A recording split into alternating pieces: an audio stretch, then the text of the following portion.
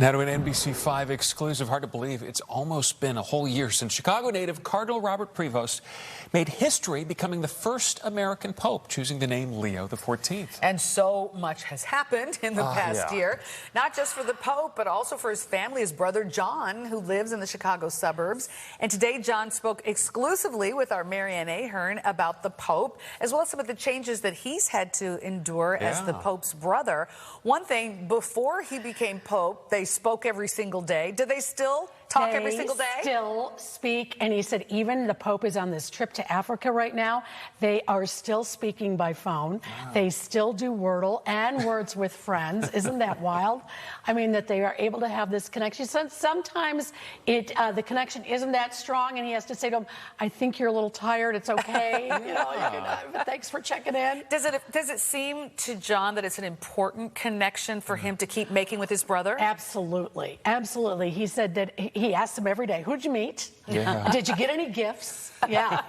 All that kind of thing. But there's also, it's been very serious recently, you know, the talk of President Trump, the back and forth. It's his brother. Right. And so John wanted to sort of set the record straight. He said he weighed in on whether or not those reports that Pope Leo has canceled his plans to the U.S. this year because of a strained relationship with the president. Prevost says that is just not true. Is there really this, back and forth that everyone is making a big deal about? I think one thing that has to be made clear is when some newscaster announced that the Pope canceled a trip to the United States, that's not true. At no time was the Pope planning a trip to the United States this year. So that may have been what started some kind of a problem, but it's just a different of opinion or a different stance on the way they look at things. My brother's speaking for peace and equality for all people. Of course, we've covered many other topics, including all the gifts he's received. John does say everyone can stop sending the Pope's favorite candy, the Peeps. Oh, the Peeps.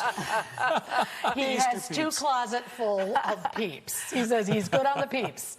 So let's, think of something else that he might appreciate instead. Does he get to travel out there to see his brother in the Vatican? He is going to have to go there. He said, of course, he'd love to have him come, and we'll have more about that, about the possibility of when might we see him in Chicago. I'll have you for that at 6 o'clock. It's so cool. I saw him in the newsroom today, and I totally fangirled because I was like, this is as close as I'm going to get to see the Pope. You'll probably see the Pope. But they look so much alike, They look similar. too. They really do. They look a lot alike. Yeah. And he has the demeanor. It's so interesting that he went, into the priesthood. Yeah. And that's quite a, quite a challenging career no matter what. Dedication, right? And John was a longtime Catholic school principal. Yeah. Amazing. All right. Much more at 6 o'clock. We'll look forward to that. Mary Ann. Thank you, All right. Mary Ann. Thank you. Appreciate it.